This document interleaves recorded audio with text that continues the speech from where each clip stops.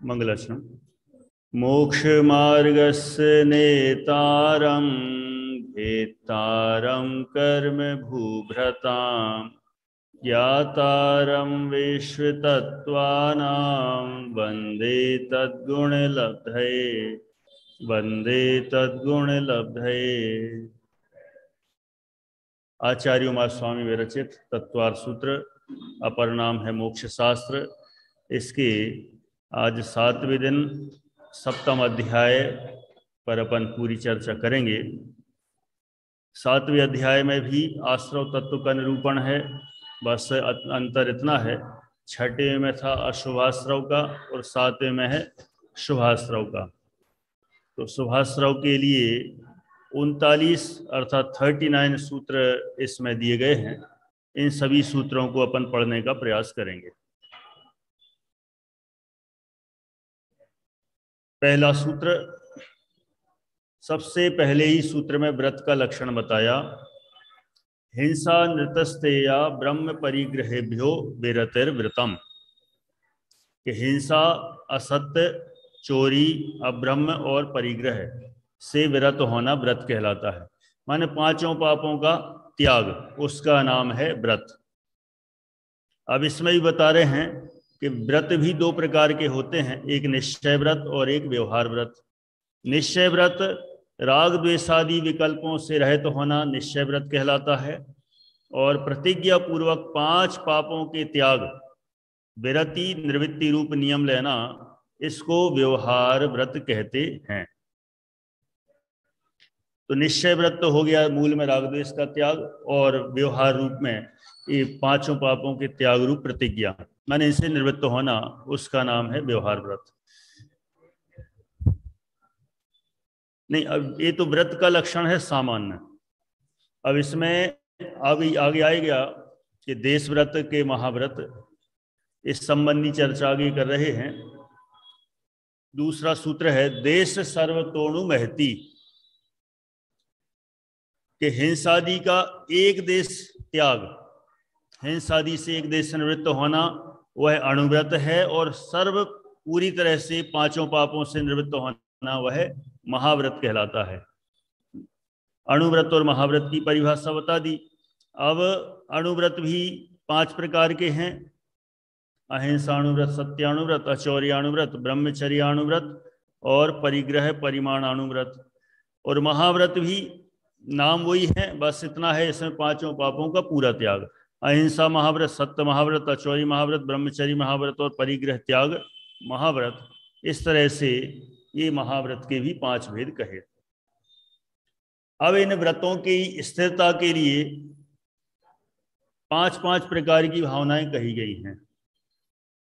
ततस्थैर्यार्थम भावना पंच, इनकी स्थिरता के लिए 5 भावनाएं हैं। इनकी ये जो व्रत कहे हैं, इन व्रतों की स्थिरता के लिए 5 भावनाएं प्रत्येक की कही गई हैं। तो अपन देखते हैं, हर एक की सबसे पहले अहिंसा व्रत है, तो अहिंसा व्रत की 5 भावनाएं कौन सी हैं? वांग मनोगुप्तिरिया दान निक्षेपण समित्या लोकित पान भोजनानि पंच।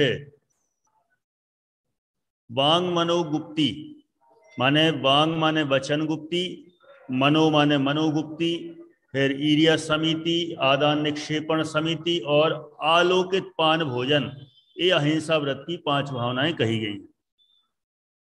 अब इसमें ही बता रहे हैं गुप्ति क्या है, समिति क्या है। 2 तो गुप्ति ली हैं और 3 समिति ली हैं। वचन गुप्ति और मनोगुप्ति, ये गुप्ति है निवृत्ति का नाम, और समिति है यत्नाचार प्रवृत्ति का नाम।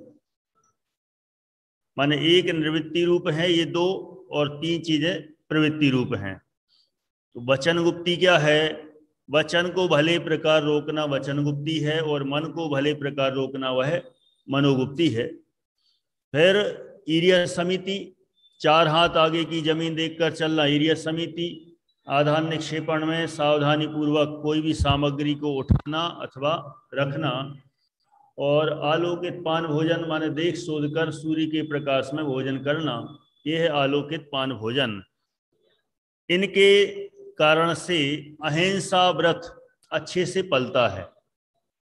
जो इनका पालन करता है, माने वचनों से भी ना बोले, मन से भी, मन को भी इधर उधर ना भ्रमाए, और यत्नाचार पूर्वक प्रवृत्ति हो, चलने में, उठने बैठने, सामान उठाने रखने में, जो भी हो, और सूर्य के प्रकाश में दिन में भोजन करने से अहिंसा व्रत अपना अच्छे से पलता है।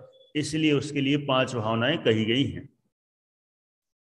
इसके बाद आगे बढ़े, सत्य व्रत की 5 भावनाएं। क्रोध लोभ भीरत्व हास प्रत्याख्यानान्यनुवीची भाषणम च पंचे। क्रोध लोभ माने क्रोध प्रत्याख्यान, लोभ प्रत्याख्यान, भीरुत्व प्रत्याख्यान, हास्य प्रत्याख्यान, ये 4 तो हो गए त्याग रूप। प्रत्याख्यान माने त्याग। और एक अगला है अनुवीची भाषण। ये अनुवीची भाषण है प्रवृत्ति रूप, पॉजिटिव। 4 नेगेटिव रूप में कथन और एक पॉजिटिव। माने इनका त्याग करना जरूरी है, क्योंकि जो इनका त्याग नहीं करता, किनका, क्रोध का, लोभ का, भय का और हास्य का, तो सत्य नहीं बोल सकता। माने असत्य इन्हीं कारणों से बोला जाता है। या तो क्रोध से व्यक्ति झूठ बोलता है, गुस्से में भी कुछ का कुछ बोल देते हैं, लोभ से तो बोलते ही हैं। फिर इसके बाद बताए भय से, डर से भी झूठ बोल देते हैं, और हास्य, हंसी हंसी में बोलते हैं। लोभ में तो कोई भी बोलता ही है, किसी भी चीज की लालच हो, झूठ बोलना। डर से भी बोलते ही हैं, और हंसने हंसी हंसी में तो किसी के बारे में कुछ भी बोलते हैं, तो भी झूठ बोला जाता है। इसलिए इन 4 का त्याग करना। और ये 4 तो हो गए नेगेटिव में, एक पॉजिटिव बताते हैं। अनुवीची भाषण माने शास्त्र के अनुसार निर्दोष वचन बोलना, सही वचन बोलना, वह अनुवीची भाषण है। इस तरह से सत्य व्रत की ये 5 भावनाएं कही गई। अब अचौरी व्रत की 5 भावनाएं। शून्यागार विमोचितावास परोपरोधाकरण भैक्ष शुद्धि सधर्मा विसंवादा पंच। शून्यागार विमोचितावास परोपरोधाकरण भैक्ष शुद्धि और सधर्म अविसंवाद, ये अचौरी व्रत की 5 भावनाएं। क्या है इनका मतलब? देखो, शुरुआत की 3 तो आवास से संबंधित हैं, रहने से संबंधित, और 2 अलग हैं। पहली ये शून्यागार वास, मतलब निर्जन स्थान में रहना। शून्य मतलब खाली, जहां पर कोई रहता नहीं है, आता जाता नहीं है, ऐसे स्थान पर रहना शून्यागार वास है। यदि ऐसी जगह रहते हैं तो चोरी का काम ही नहीं कर। विमोचितावास, दूसरों के द्वारा त्यागे गए स्थान में निवास करना। लेकिन हमें ये बात ध्यान रखना है कि ये बातें जो हैं वो पुराने समय के अनुसार हैं, अभी के समय के अनुसार मत लगा लेना। कुछ कुछ चीजें हैं अपडेट होती रहती हैं। ये तो पहले के समय में किसी के पुराने घर पड़े रहते थे, छोड़ दिए, अब उनको मतलब ही नहीं है, तो कोई भी जाके वहां रुक सकता था। लेकिन अब नहीं है।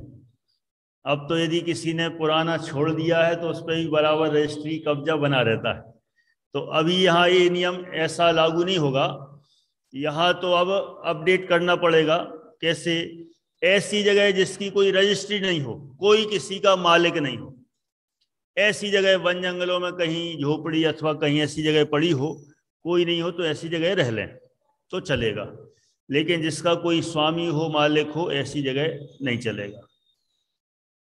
परोपरोधाकरण, दूसरे को अपने ठहरे हुए स्थान पर आने से नहीं रोकना। जहां पर ठहरे हैं कोई आ जाए तो आ जाए, कोई दिक्कत नहीं। तो ये आवास संबंधी 3, क्योंकि इनका पालन नहीं करेंगे तो चोरी की संभावना है, और इनका पालन करें तो चोरी नहीं होगी, चोरी का भाव नहीं आएगा। भैक्ष शुद्धि माने भिक्षा की शुद्धि रखना, और सधर्म अविसंवाद, साधर्मियों के साथ विसंवाद नहीं करना। ये सारी 5 भावनाएं अचौरी व्रत की कही गई हैं। अब आगे की 5 भावनाएं ब्रह्मचर्य व्रत के लिए कौन सी हैं? स्त्री राग कथा श्रवण, तन मनोहरांग निरीक्षण, पूर्वव्रतानुस्मरण, विरश्रेष्ठ रस, स्वशरीर संस्कार त्यागा पंचे। ये 5 भावनाएं कौन सी? पहली, स्त्री राग कथा श्रवण त्याग, माने स्त्री के प्रति राग उत्पन्न हो जाए ऐसे विषय को, ऐसी कथा को सुनने का त्याग करना चाहिए। दूसरा, तन मनोहरांग निरीक्षण, स्त्रियों के मनोहर अंगों को देखने का त्याग। पूर्वव्रतानुस्मरण, पूर्व में भोगे गए भोगों के स्मरण का त्याग है। विशिष्ट रस त्याग, माने गरिष्ठ रसों का त्याग। और वृष्य और इष्ट है ना, और स्वशरीर संस्कार त्याग, अपने शरीर को सजाने आदि का त्याग, इसका नाम है स्वशरीर संस्कार त्याग। अब इसको यदि अपन देखें तो पहला जो स्त्री राग कथा श्रवण है, ये कर्णेंद्रिय से संबंधित है, सुनने संबंधी। मनोहर अंगों का निरीक्षण, ये चक्षु इंद्रिय से संबंधित है। पूर्व में भोगे गए विषयों का स्मरण मन से संबंधित है। गरिष्ठ रसों का सेवन रसना इंद्रिय से। और शरीर का संस्कार त्याग ये है स्पर्शन और घ्राण इंद्रिय से। इस तरह से 5 इंद्रियों के विषय और एक मन का विषय, इनका त्याग करना ही ब्रह्मचर्य व्रत के पालन के लिए उत्कृष्ट माना गया है। आगे बढ़ते हैं। अपरिग्रह व्रत की 5 भावनाएं। मनोज्ञ मनोज्ञेन्द्रिय विषय राग द्वेष वर्जनानी पंच। मनोज्ञ और अमनोज्ञ इंद्रियों के विषयों में क्रम से राग और द्वेष का त्याग करना, ये अपरिग्रह व्रत की 5 भावनाएं हैं।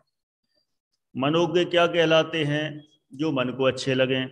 अमनोज्ञ के उनसे कहलाते हैं जो मन को अच्छे ना लगें। ऐसे दोनों प्रकार के पंचेंद्रिय विषयों में राग द्वेष का त्याग करना, उसे कहते, इससे परिग्रह त्याग की भावनाएं बनती हैं। परिग्रह त्याग बना रहता है। मानो 5 इंद्रियों के विषय भोगों का त्याग हो गया तो ये भी 5 ही हो गई भावनाएं। कई बार लोग सोचते हैं तो मनोज्ञ और अमनोज्ञ 2 ही हुई, लेकिन वो 5 इंद्रियों के विषय में है, इसलिए 5 प्रकार की भावनाएं इसमें भी गर्भित हो गई।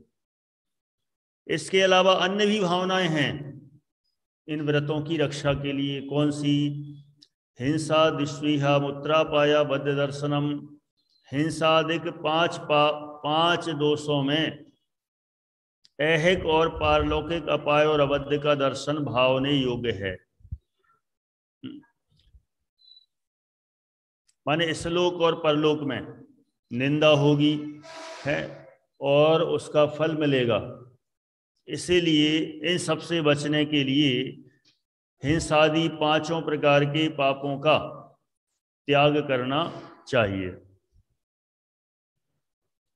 फिर दुख में वा, अथवा ये दुखदायक ही हैं, ये हिंसादिक 5 पाप दुखदायी हैं, ऐसा जानकर इनको छोड़ने की भावना रखना चाहिए। देखो इसमें थोड़ा सा खुलासा और किया है। हिंसादि से विरक्त होने की भावना के लिए, हिंसादि 5 पापों से, ये सभी इस लोक में और अमूत्र माने परलोक में कैसे हैं? अपाय माने नाश करने वाले। किसका नाश? स्वर्ग का और मोक्ष का। 5 पाप करेंगे तो ना स्वर्ग मिलेगा ना मोक्ष मिलेगा। और अबद्ध माने निंदनीय पना, 5 पाप करेंगे तो निंदा भी होगी,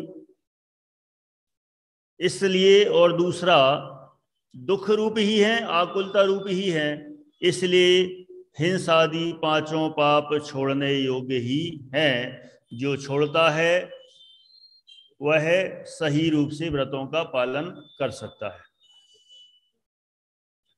इसके अलावा और भी भावनाएं कहीं व्रतों के पालन के लिए। कौन सी? मैत्री प्रमोद कारुण्य माध्यस्थानी च सत्व गुणाधिक क्लिश्यमाना विनेसु।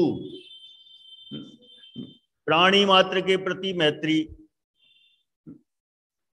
गुणाधिकों में जो हमसे अधिक गुणवान हैं उनके प्रति प्रमोद, बहुमान का भाव आए, प्रसन्नता हो। जो क्लिश्यमान हैं उनके प्रति करुणा वृत्ति, माने जो दुखी हो रहे हैं उन सबके प्रति करुणा भाव। और अभिनयों में जो अभिनयी हैं, विनयवान नहीं है, एक तरह से कहें दुष्ट टाइप के लोग हैं, उनके प्रति कैसा भाव रखना? माध्यस्थ भाव। माध्यस्थ भाव माने उनसे उलझना भी नहीं और सुलझाने की कोशिश भी नहीं करना, क्योंकि सुलझाएंगे सो भी लड़ेंगे। जिनको लड़ने की आदत है वे तो लड़ने को ही तैयार बैठे हैं। अपन अच्छे से बात भी करो तो और बुरे से करो तब तो लड़ना ही है। इसलिए ऐसों के प्रति मध्यस्थ भाव। देखो खुलासा नीचे और किया है, मैत्री माने दूसरे को दुख ना हो। ऐसे किन के प्रति? सत्व माने चार गति के जीवों के, सर्व जीवों के प्रति मैत्री भाव हो। प्रमोद प्रसन्नता के साथ भक्ति अनुराग, किन के प्रति? गुणी जनों के प्रति, जो सम्यक दर्शनादि गुणों में अधिक हैं। करुणा माने दया, दीन दुखी जीवों के प्रति।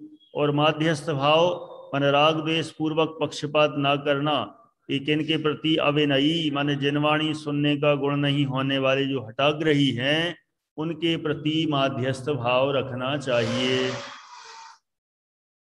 और भी भावनाएं भानी चाहिए। कौन सी? जगत का आयस स्वभाव हुआ संवेग वैराग्यार्थम, कि संवेग और वैराग्य के लिए जगत के स्वभाव और शरीर के स्वभाव की भावना करनी चाहिए। संवेग क्या होता है? संसार से भय। धर्म और धर्म के फल में रुचि। और वैराग्य किससे होना? संसार शरीर और भोगों से विरक्त होना, उनसे वैराग्य होना। इस तरह से संवेग और वैराग्य के लिए किसका? जगत का और शरीर के स्वभाव का चिंतन करना चाहिए। यदि हम शरीर का और जगत के स्वभाव का चिंतन करेंगे तो ऑटोमेटिक ही संसार से विरक्ति हो जाएगी, शरीर से हो जाएगी, भोगों से हो जाएगी। इसलिए संवेग और वैराग्य के लिए जगत और शरीर के स्वभाव की भावना भानी चाहिए। आगे बढ़ते हैं। अब 5 पापों संबंधी चर्चा हो रही है। 5 पापों की परिभाषाएं सामान्य रूप से यहाँ एक चार्ट में दे दी गई हैं। अपन सूत्रों से सीधा देखते हैं। प्रमत्त योगात प्राणव्यपरोपणम हिंसा। प्रमत्त योग से प्राणों का वध करना, उसका नाम हिंसा है। प्रमाद मतलब असावधानी, असावधानी पूर्वक प्राणों का वियोग करना, यह हिंसा कहलाती है। अब हिंसा भी 2 प्रकार की, भाव हिंसा और द्रव्य हिंसा। भाव हिंसा तो किसकी होती है? तो स्व की कैसे? आत्मा में रागादि भावों की उत्पत्ति हुई, यह क्या हुई? स्व की भाव हिंसा। और द्रव्य हिंसा दीर्घ श्वास आदिक, हाथ पैर से अपने अंगों को पीड़ा पहुंचाना, अपघात करना, माने स्वयं को ही कष्ट देना, इसको कहते हैं द्रव्य हिंसा। स्वयं की द्रव्य हिंसा, सुसाइड कर लेना, ये क्या है? ये भी स्वयं की द्रव्य हिंसा है। कहीं से कोई भी शरीर को भी कष्ट पहुंचाना, दीर्घ श्वास आदिक, देर तक श्वास रोकना, स्वयं को कष्ट दिया, ये भी स्वयं की द्रव्य हिंसा है। और पर की मर्म भेदी वचन, कार्य आदि जिससे दूसरे का अंतरंग पीड़ित हो, ये पर की हिंसा है। पर की भाव हिंसा माने उसके परिणाम दुखी हुए और अन्य के शरीर को पीड़ा पहुंचाना अथवा प्राणनाश करना, ये पर की द्रव्य हिंसा है। माने हिंसा भाव हिंसा और द्रव्य हिंसा 2 प्रकार की है। ये भी स्व और पर की अपेक्षा से 2 प्रकार की और कही गई है। अब हिंसा के अन्य प्रकार से भेद होते हैं। संकल्पी हिंसा, आरंभी हिंसा, औद्योगिक हिंसा और विरोधी हिंसा। संकल्पी हिंसा कौन सी? जानबूझकर मारने का भाव है, किसी का शिकार आदि करना। आरंभी माने गृह संबंधी कार्यों में होने वाली हिंसा आरंभी। औद्योगिक हिंसा व्यापार संबंधी कार्यों में होने वाली वह औद्योगिक हिंसा है। और विरोधी देवगुरु शास्त्र आदि की रक्षा से संबंधित यह विरोधी हिंसा होती है। ये 4 प्रकार की हिंसा हैं। इनमें पहली संकल्पी, ये तो इरादे पूर्वक जानबूझकर होती है, इसके तो ज्ञानी जीव त्यागी होते हैं। बाकी अन्य आरंभी, उद्योगी और विरोधी, इनकी यथा योग्य बचते हैं। बाकी जितना भूमिका अनुसार किन्हीं का त्याग नहीं हो पाता है, कोई धीरे धीरे प्रयासरत रहते हैं। इस तरह से 4 प्रकार की और हिंसा जानना चाहिए। आगे देखें, परजीव के घात रूप हिंसा, ये भी 2 प्रकार की। पुरुषार्थ सिद्धि उपाय में दिए हैं, सारा प्रकरण है, वहां से ही समझ लो लिया गया है। अविरमण रूप और एक परिणमन रूप, ये भी गजब की हिंसा है। मुफ्त में ही हम हिंसा करते हैं बहुत सारी। कैसे? अविरमण रूप, पर जीव के घात में प्रवर्तन न होने पर भी हिंसा का त्याग नहीं करना। और परिणमन रूप, पर जीव के घात में प्रवर्तन करना। माने अविरमण रूप ऐसी कि यदि हमने त्याग नहीं किया तो फिर पूरी हिंसा है। कई बार ऐसा होता है ना, हमने नियम तो नहीं लिया लेकिन करते नहीं हैं, तो नियम नहीं लिया तो भी पूरी हिंसा मानी जाएगी। और एक परिणमन रूप हिंसा, कि जो भी हम काम करते हैं उनसे डायरेक्ट हिंसा हो रही है, वो परिणमन हिंसा। अब सीधे आते हैं असत्य की परिभाषा पर। किसे कहते हैं असत्य? असदभिधान मंद्रतम, असत्य बोलना उसका नाम असत्य है। असत्य बोलना माने विद्यमान वस्तु का निषेध करना, अविद्यमान वस्तु का सद्भाव प्रकट करना और विद्यमान वस्तु को अन्य स्वरूप से कहना। ये 3 प्रकार से असत्य हुआ। कैसा? जो है उसका निषेध कर दिया। मान लो पूछा किसी से है कि यहाँ पर मंदिर के अंदर कितने लोग हैं, तो थे तो 5, और क्या कह दिए? 1 भी नहीं है, ये झूठ। दूसरा, अविद्यमान वस्तु का सद्भाव, किसी से पूछा कितने हैं 1 भी नहीं, और कहा 5 लोग हैं, बहुत सारे लोग हैं, तो ये भी झूठ। और विद्यमान वस्तु को अन्य स्वरूप से कहना, कितने पुरुष हैं, तो कहा 1 भी नहीं, सारी महिलाएं हैं। अच्छा, मान लो इधर भी कई बार हो जाता ना, वो तो खैर एक स्थूल रूप से है कि दोपहर में कई लोग बोलते हैं तत्व सूत्र में महिलाएं बस आती हैं। अच्छा, तो ये पुरुष लोगों ने क्या बिगाड़ा?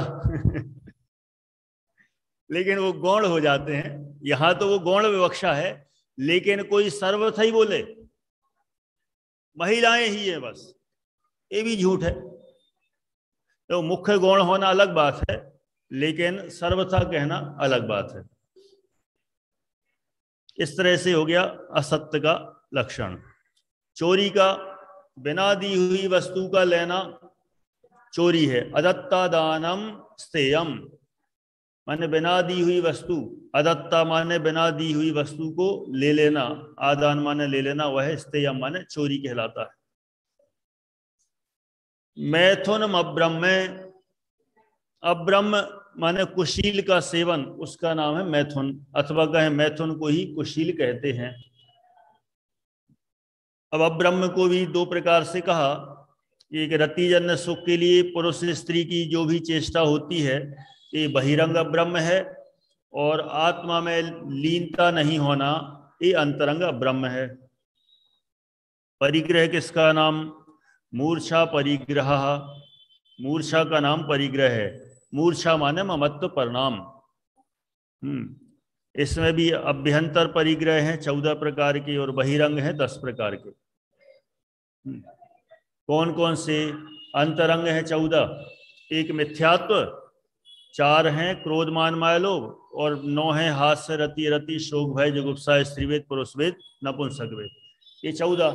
और बहिरंग के 10 है, क्षेत्र मकान सोना चांदी धन धान्य दास दासी कपड़े और बर्तन। कुप माने कपड़े और भांड माने बर्तन। इस तरह से 10 प्रकार के बहिरंग परिग्रह होते हैं। आगे बढ़ते हैं। निश्शल्यो व्रती, जो शल्य रहित है उसे व्रती कहते हैं। व्रती का लक्षण बताया। शल्य किसका नाम है? निरंतर पीड़ा देने वाली वस्तु, जैसे शरीर में चुभा कांटा, इससे रहित होना, उससे वह निश्शल्य व्रती होता है। शल्य भी 3 प्रकार की होती हैं, मिथ्यात्व शल्य, माया शल्य और निदान शल्य। तो मिथ्यात्व शल्य अतत्वों का श्रद्धान करना, माया शल्य ठगने की वृत्ति होना, और निदान शल्य भोगों की लालसा होना। इस तरह से ये 3 प्रकार की शल्य कही गई है। तीनों प्रकार की शल्यों से जो रहित होता है वह व्रती कहलाता है। अगार्य नगारस्य, उस व्रती के भी 2 भेद कहे, अगारी और अनगारी। अगारी माने गृहस्थ और अनगारी माने साधु। इनका भी लक्षण कहते हैं। अणुव्रतो गारी, अणुव्रतों का धारण करने वाला अगारी है।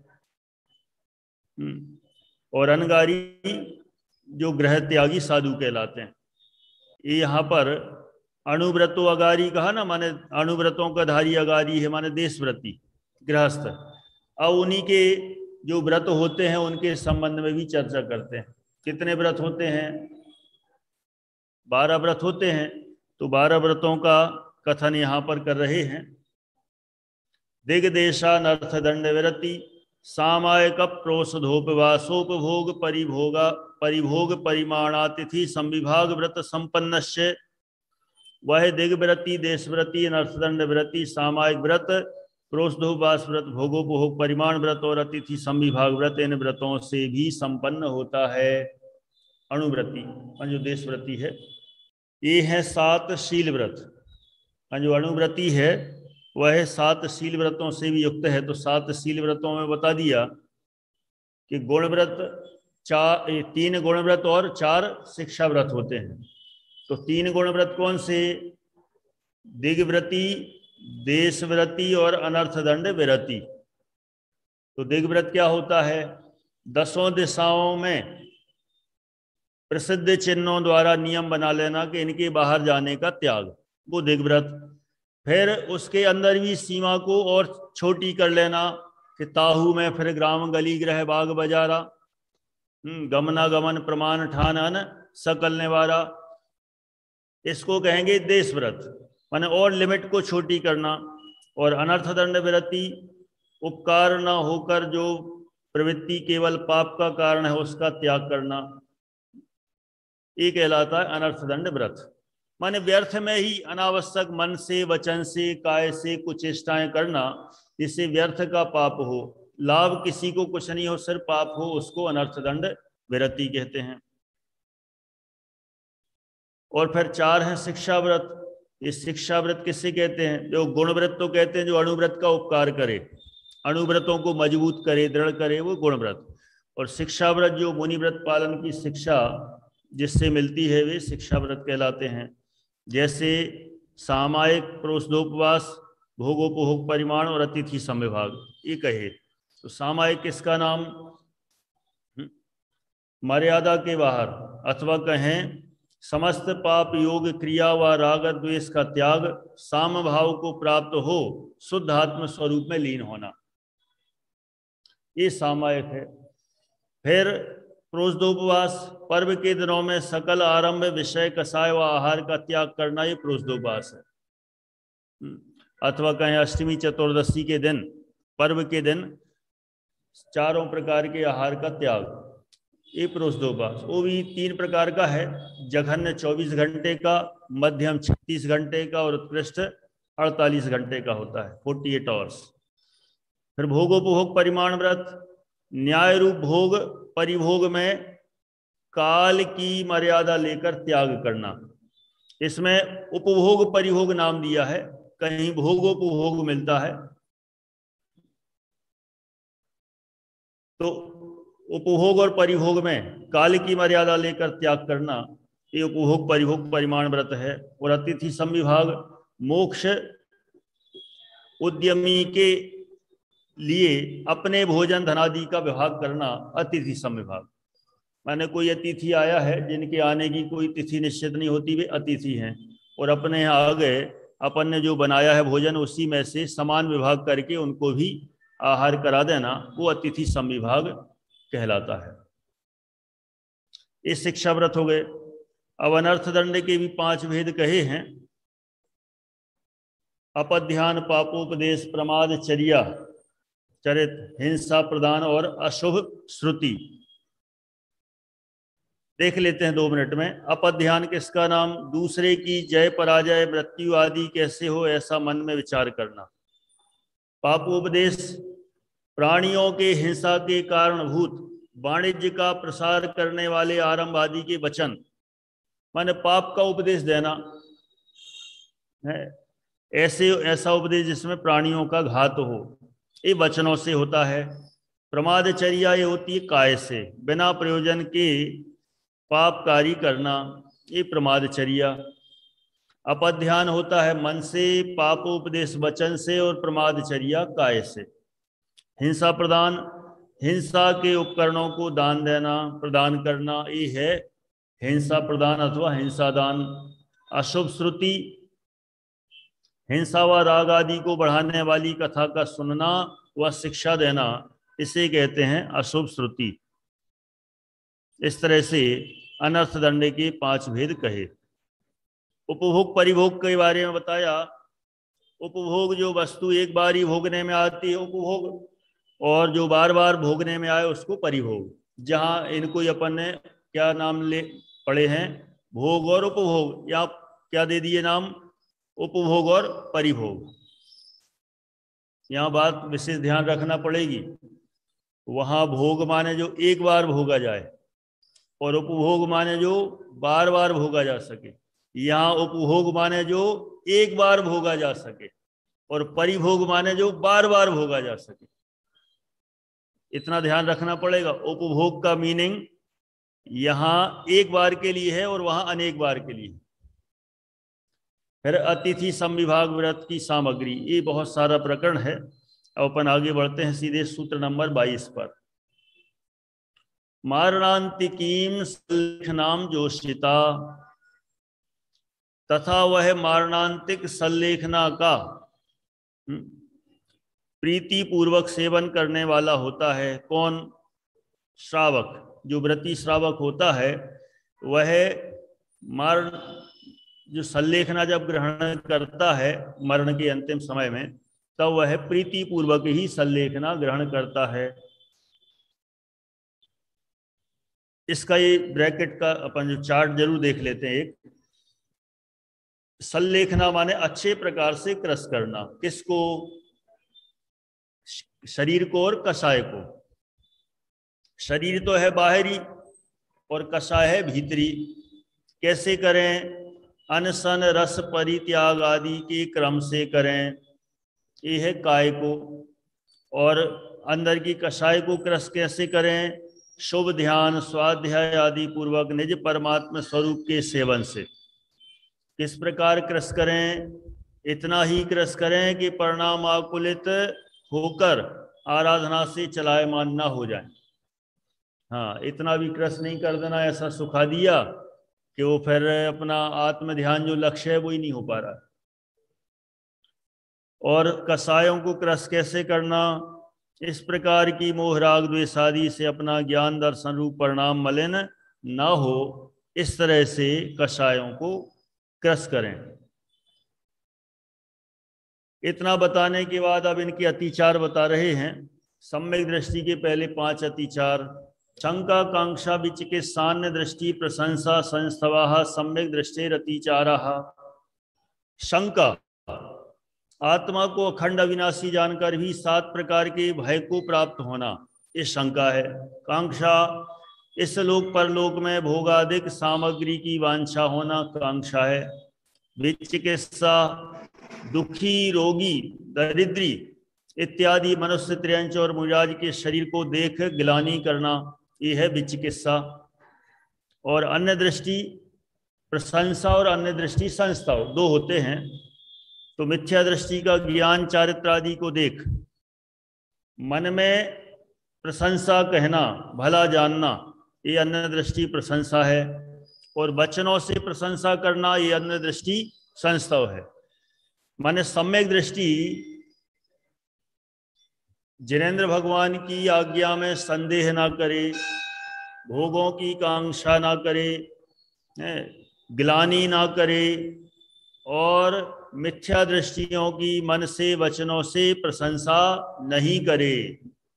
कदाचित कर दे तो अतिचार है, फिर प्रायश्चित लेके ठीक कर लेता है, नहीं करे तो सर्वोत्तम है। देखो यहां लिखा, सम्यक दृष्टि को इन दोषों का खेद हो, और ये यदा कदा हो तो ये अतिचार हैं, और अन्यथा जानबूझकर हो तो अनाचार। अब इसमें भी तो ये व्रत भंग के लिए सहायक परिणाम कहे, अतिक्रम, व्यतिक्रम, अतिचार, अनाचार। मन में व्रत भंग का विचार उठना अतिक्रम, व्रत का उल्लंघन करना व्यतिक्रम, विषयों में प्रवृत्ति अतिचार, और विषयों में अतिशय आसक्ति रूप प्रवृत्ति अनाचार। अब इसमें अतिचार अनाचार में अंतर भी दिया। व्रत का एक देश भंग किया अतिचार, पूरा भंग किया अनाचार। अज्ञान, असावधानी, मोहवश होते हैं अतिचार, और अनाचार जानबूझकर होते हैं। अतिचार में संस्कारवश होते हैं, क्षणिक होते हैं, और ये अभिप्राय पूर्वक होते हैं अनाचार। आत्मग्लानि सहित होने वाला अतिचार है, और अच्छा समझकर किया जाने वाला अनाचार है।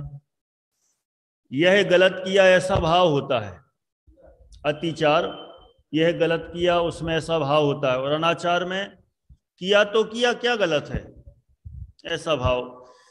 पर्वत जितना होने पर भी हल्का है अतिचार, और अनाचार तुच्छ होने पर भी बड़ा अपराध है। इस तरह से अतिचार अनाचार में भेद जानना चाहिए। सूत्र नंबर 24, व्रतशीलेषु पंच यथाक्रमम्, और शीलों में पांच अतिचार क्रम से कहते हैं।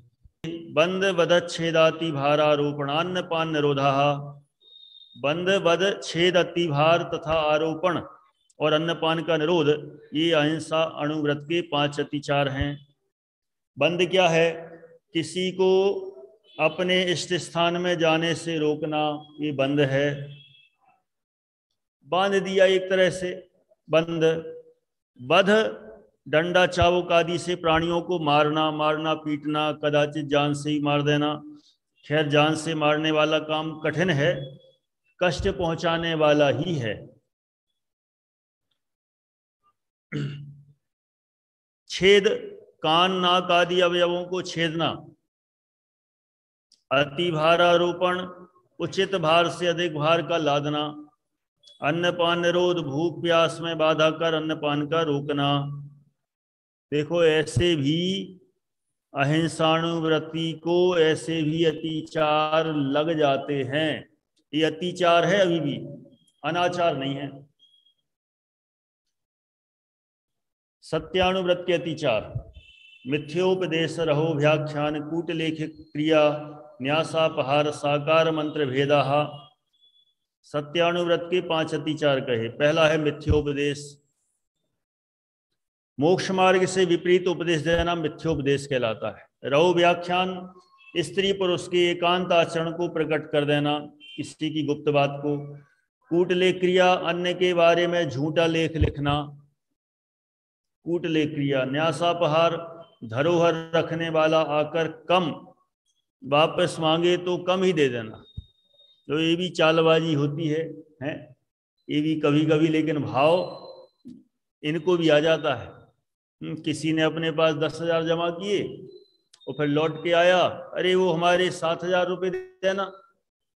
चलो ये तो यही 7,000 मांग रहा है, हम तो नहीं कह रहे ना, वही 7 मांग रहा है, ले लो तुम्हारे जितने हैं। तो 3,000 का हमें तो ख्याल था ना। तो ऐसी लालच भी आ जाती है कभी, लेकिन बाद में वो खेद खिन्न होके उसका प्रायश्चित करता है। अज्ञानी हो तब तो उसको बताएगा ही नहीं, और जो ज्ञानी है वो बाद में उसको सही कर लेता है।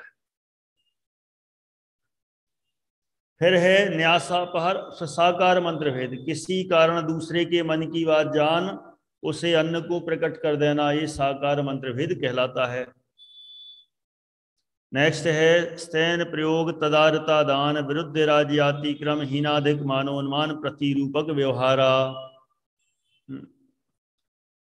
स्तैन प्रयोग माने चोरी, किसी को चोरी के लिए प्रेरित करना, कराना अथवा अनुमोदना करना। स्तैन आहर्तादान, चोरी की वस्तु ग्रहण करना। विरुद्ध राज्य अतिक्रम, राज्य आज्ञा के विरुद्ध चलना। हीनाधिक मानोन्मान, लेने के व देने के माप कम ज्यादा रखना, है ना। प्रतिरूपक व्यवहार, उत्तम वस्तु में खोटी वस्तु, खोटी मिलाकर अच्छी कहकर बेचना, ये है प्रतिरूपक व्यवहार। अब नेक्स्ट है स्वदार संतोष व्रत अथवा कहें ब्रह्मचर्यानुव्रत के 5 अतिचार। पर विवाह करणे त्वरिका परिग्रहिता, परिग्रहिता गमनानंग क्रीड़ा काम तीव्र भिन्वेशा। पर विवाह करण, दूसरों का विवाह कराना, ये भी अतिचार। इत्वरिका, देखो इत्वरिका परिग्रहिता गमन और इत्वरिका अपरिग्रहण, ये क्या होते हैं? जिसका कोई स्वामी हो वह इत्वरिका परिग्रहिता, और इत्वरिका अपरिग्रहिता जिसका कोई स्वामी ना हो, ऐसी व्यभिचारिणी स्त्री के यहाँ आना जाना आदि करना। तो स्त्रियां 2 प्रकार की, एक तो जिसका जो परिग्रहिता माने जिसकी शादी हो गई हो, है ना, जिसका पाणी ग्रहण हो गया हो, और एक है अपरिग्रहिता माने जिसका कोई स्वामी नहीं हो, पति नहीं हो। ऐसी दोनों प्रकार की स्त्रियां व्यभिचारिणी हो सकती हैं, जो भी हो, तो उनके यहाँ आना जाना आदि करना, ये सब इससे ब्रह्मचर्य में दोष लगता है, अतिचार लगते हैं। अनंग क्रीड़ा, काम सेवन के निश्चित अंगों को छोड़ शेष अंगों द्वारा काम सेवन करना, ये अनंग क्रीड़ा कहलाती है। फिर काम तीव्र अभिनिवेशा, काम सेवन की तीव्र अभिलाषा रखना, ये काम तीव्र अभिनिवेश नाम का अतिचार है। इन सभी अतिचारों से हमें बचना चाहिए। अब परिग्रह परिमाणानुव्रत के 5 अतिचार कहते हैं। क्षेत्र वास्तु हिरण्य स्वर्ण धन धान्य दासी दास कुप्रमाणातिक्रमा। क्षेत्र वास्तु माने घर जमीन, क्षेत्र है जमीन, वास्तु माने होता है घर। हिरण्य स्वर्ण माने चांदी सोना, हिरण्य माने चांदी, स्वर्ण माने सोना। धन धान्य, धन माने गोधन आदि, और धान्य माने अनाज आदि। दासी दास सरल है, कुप्य माने वस्त्र आदि। इनके प्रमाण का उल्लंघन करना, ये कहलाते हैं परिग्रह परिमाण अणुव्रत के अतिचार। अब गुणव्रतों के अतिचार कहते हैं।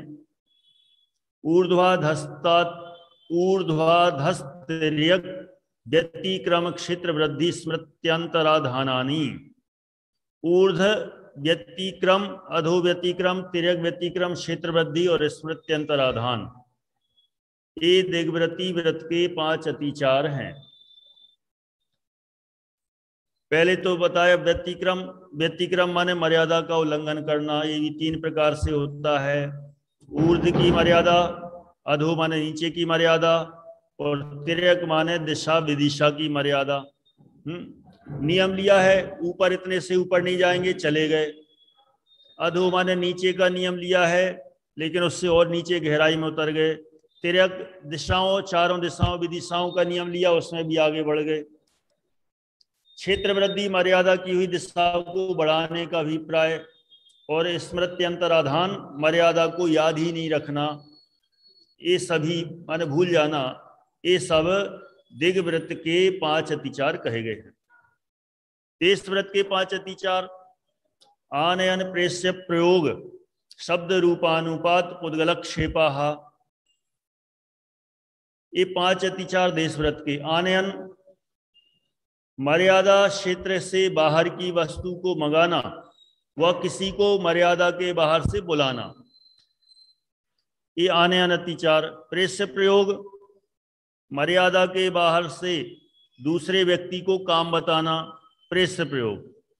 शब्दानुपात, मर्यादा के बाहर दूसरे को खांसी आदि इशारों से अपना अभिप्राय बताना, शब्दानुपात, है ना, ऐसे ही करके ऐसा कर करके। और अपना रूप दिखाना, मान लो ऐसी आवाज नहीं सुनते, कभी अपना रूप दिखा के भी कोई ना कोई काम करा लेते हैं। और ऐसा समझ में नहीं आया तो कभी कंकर पत्थर उठा के फेंक देना, उससे अपना मर्यादा के बाहर काम करा लेना। ये है पुद्गल क्षेप। इस तरह से ये देशव्रत के 5 अतिचार कहे। अब आगे बढ़े, अनर्थ दंड विरति व्रत के 5 अतिचार। कंदर्प कौतकुच्च मौखरिया समीक्षाधिकरणोपभोग परिभोगानर्थक्यानि। कंदर्प माने राग भाव की तीव्रतावश हास्य मिश्रित असभ्य वचन बोलना, ये कंदर्प है। कौतकुच्च, कंदर्प के साथ शारीरिक कुचेष्टा करना, ये कौतकुच्च है। मौखर्य, धीटता पूर्वक कुछ भी बकवास करना, मौखर्य। असमीक्षाधिकरण, प्रयोजन विचारे बिना अधिक प्रवृत्ति करना, असमीक्षाधिकरण है। और उपभोग परिभोग नर्थक, आवश्यकता से अधिक वस्तु का संग्रह करना, ये उपभोग परिभोगानर्थक है। अब इसके बाद आते हैं शिक्षा व्रत के अतिचारों पर। योग दुष्प्रणिधाना नादर स्मृत्यनुपस्थानानि, कि काय योग दुष्प्रणिधान, वचन योग दुष्प्रणिधान, मनोयोग दुष्प्रणिधान, अनादर और स्मृति का अनुपस्थान, ये सामायिक व्रत के 5 अतिचार हैं। अभी क्या हैं? पहला तो दुष्प्रणिधान माने सामायिक काल में अन्यथा प्रवर्तन, ये दुष्प्रणिधान। काय दुष्प्रणिधान क्या होता है? शरीर के अंगोपांग आदि को निश्चलता नहीं देना, माने निश्चलता रहित रखना, ये काय दुष्प्रणिधान। वचन, अशुद्ध उच्चारण, सही अर्थ का ज्ञान ना होना, ये वचन दुष्प्रणिधान। अर्थ में मन नहीं लगाना, ये है मन दुष्प्रणिधान। उत्साह रहित सामायिक करना, अनादर और एकाग्रता का भाव, ये स्मृति का अनुपस्थान है। इस तरह से ये 5 प्रकार के अतिचार सामायिक शिक्षा व्रत में लगते हैं। अब प्रोषदोपवास व्रत के 5 अतिचार। अप्रत्यवेक्षितात प्रमार्जितो सर्गादान संसरोपक्रमणानादर स्मृत्यनुपस्थानानि। अप्रत्यवेक्षित, अप्रमार्जित माने बिना देखे बिना शोधे। उत्सर्ग माने जमीन पर मलमूत्र का त्याग करना, ये हो जाएगा अप्रत्यवेक्षित अप्रमार्जित भूमि में उत्सर्ग, पहला। दूसरा है अप्रत्यवेक्षित अप्रमार्जित वस्तु का दान, माने पूजा के उपकरण आदि व स्वयं के वस्त्रादि बिना देखे बिना शोधे ले लेना। फिर संस्तर माने बिछाना, बिना देखे बिना शोधे कोई भी चीज बिछा देना, चटाई आदि, ये कहलाते हैं अप्रत्यवेक्षित अप्रमार्जित संस्तर का उपक्रमण। अनादर माने उत्साह रहित आवश्यक कार्य करना, और स्मृति का अनुपस्थान माने आवश्यक धर्म कार्य करना भूल जाना, ये कहलाता है स्मृति का अनुपस्थान। अब है भोगो उपभोग परिभोग परिमाण व्रत के 5 अतिचार। कौन से हैं? सचित संबंध सन्मिश्रा भिष वधु पक्वाहारा।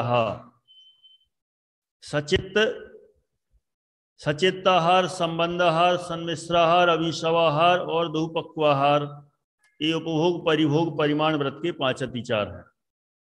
सचित्त माने चेतना सहित पदार्थ, ये सभी आहार से संबंधित हैं। आहार जैसे कच्चे फल फूल आदि, ये सभी सचित्त हैं। संबंधाहार माने इन सचित्ताहार माने संबंधाहार माने चेतन पदार्थ से संबंध को प्राप्त हुआ आहार, वह सचित्त संबंधाहार है। फिर सम्मिश्राहार माने सचित्त से चेतन पदार्थ से मिश्रित हुआ आहार, सचित्त सम्मिश्राहार।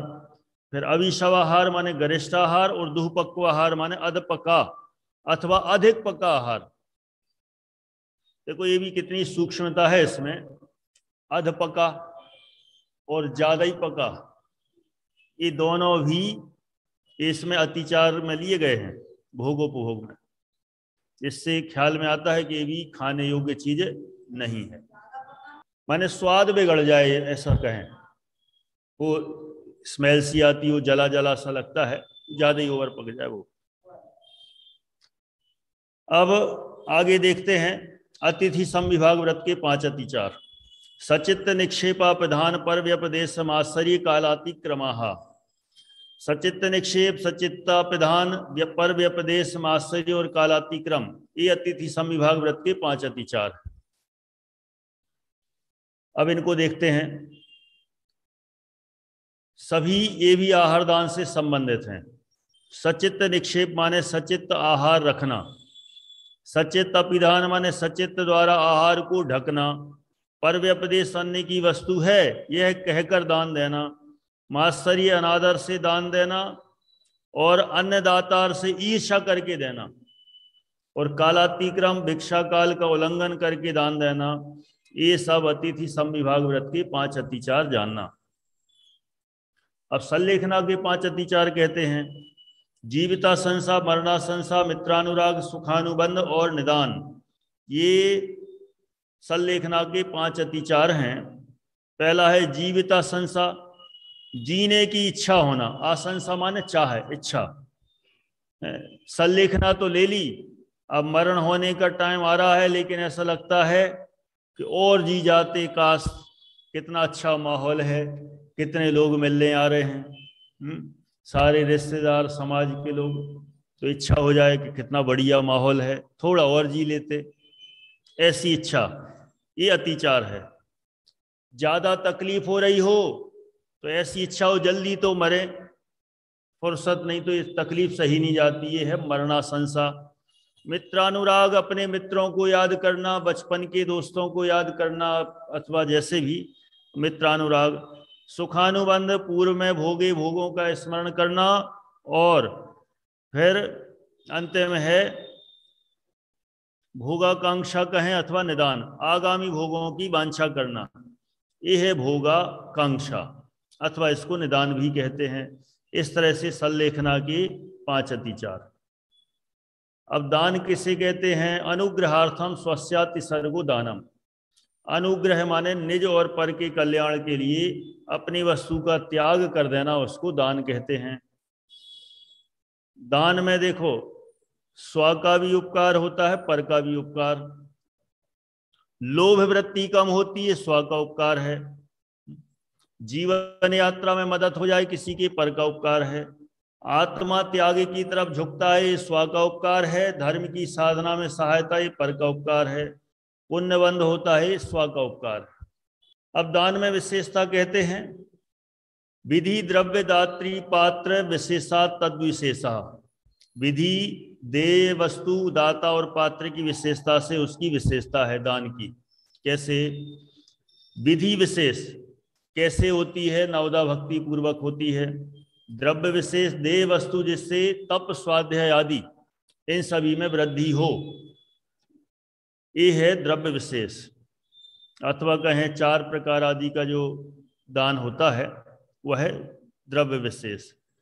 दाता दान देने वाला जो 7 गुणों से सहित हो, ईर्ष्या खेद रहित आदि 7 गुणों से युक्त हो।